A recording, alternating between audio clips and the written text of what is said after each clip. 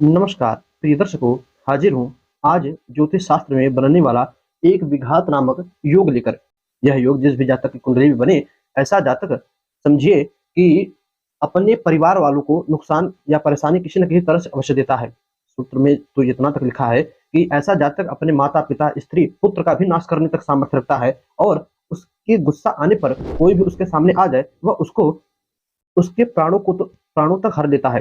तो यह सूत्र कुंडली में कैसे बनता है और कितना सिद्ध है, मैं सूत्र बतलाता हूँ। आप लोग सभी लोगों की कुंडली पर देखिए कितना सिद्ध सूत्र है, कमेंट में अवश्य बताइएगा। तो आइए प्रारंभ करें कि यह सूत्र कुंडली में कैसे बनता है। पहला सूत्र कहता है कि जन्म कुंडली के लग्न में, देखिए कुंडली में लग्न कोई भी, यहाँ पर मैंने खाली जन्म पत्रिका ली है इसीलिए कि यहाँ पर कोई लग्न नहीं बिठाया कि आपको समझा सके। तो सूत्र कहता है कि कुंडली के चाहे लग्न भाव में, यानी लग्न जहाँ पर 1 नंबर मैंने लिखा, अथवा ये 11वें भाव में शनि देव बैठे हों, लग्न में या 11वें भाव में शनि देव बैठे हों, छठे भाव में चंद्रमा हो और 7वें भाव में मंगल बैठे हों, तब कुंडली में यह पहला विघात नामक योग बनता है।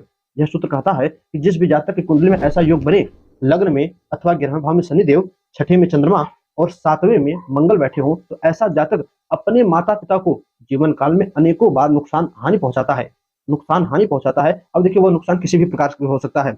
उनके धन का नाश करे, उनको मारे पीटे, या उनको गाली गलौज दे, मानसिक पीड़ा दे। सूत्र तो इतना ही कहता है कि नुकसान और हानि पहुंचाता है यह योग बने इस प्रकार। तो इसी प्रकार दूसरा सूत्र कहता है जन्म कुंडली के लग्न में अथवा सप्तम भाव में, अब यहाँ पर छठे भाव और 11वें भाव को नहीं लिया, सिर्फ कहा कि कुंडली के लग्न में अथवा सप्तम भाव में पापक ग्रह बैठे हों, तो ऐसा जातक अपने स्त्री को कष्ट पहुंचाता है।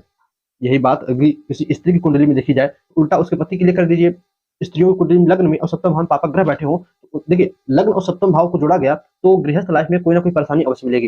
इतना कन्फर्म है, चाहे वो अपनी स्त्री या पति को मारे पीटे, चाहे डिवोर्स किसी प्रकार से हो जाए, कोई ना कोई तरीके से मैरिज लाइफ में दिक्कत आती है। यह भी योग विघात नामक योग के अंतर्गत आता है। इसी प्रकार तीसरा सूत्र कहता है जन्म कुंडली के लग्न में छठे भाव, 8वें भाव और 12वें भाव में पापक ग्रह हो। पुनः सुनिए, जन्म कुंडली के लग्न में छठे भाव, 8वें भाव और 12वें भाव में पापक ग्रह हो, तो ऐसे जातक की संतान जीवित नहीं रहती। पुनः एक बार सूत्र पर ध्यान दीजिए, लग्न को लिया, छठा भाव, 8वां भाव, 12वें भाव को लिया, पंचम भाव को संतान का भाव कहा जाता है, किंतु पंचम भाव को नहीं लिया। सिर्फ लग्न 6, 8 और 12 को लिया। इनमें पापक ग्रह बैठे हों अथवा पापक ग्रहों की दृष्टि हो, शुभ ग्रहों की दृष्टि भी ना हो और शुभ ग्रह बैठे भी ना हो, तब ऐसी स्थिति में जिस भी जातक की कुंडली में यह तीसरे प्रकार से योग बने, उसकी संतान जीवित नहीं रहती। अब संतान में लड़का लड़की दोनों आते हैं, किसी भी प्रकार की संतान जीवित नहीं रहती।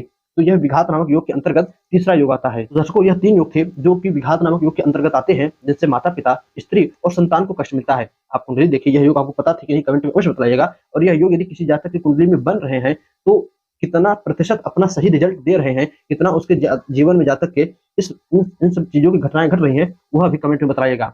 आपके एक कमेंट से इन सूत्रों की पुष्टि होती है। दर्शकों, बस आज के इतना ही, इजाजत दीजिए हमें। पुनः आपसे मुलाकात होगी इसी प्रकार किसी नए सूत्रों के साथ, नए टॉपिक के साथ। तब तक के लिए नमस्कार।